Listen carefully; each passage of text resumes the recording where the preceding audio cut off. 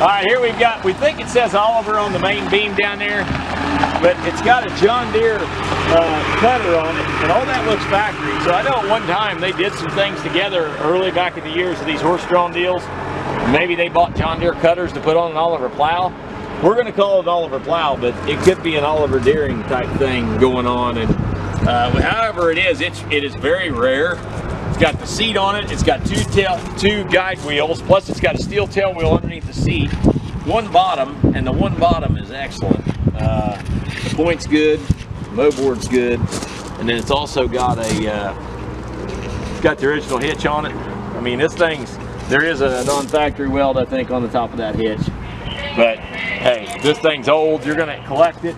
It's even got, I think this is to keep stuff out of the mow board, or it's a feeler to let you know where you're plowing. I mean, all that seems to be in good tact. So this is quite a collector's item, and I think somebody's gonna like it if they can get a hold of it. One of these days, who knows what it's worth. I've not seen one quite like it.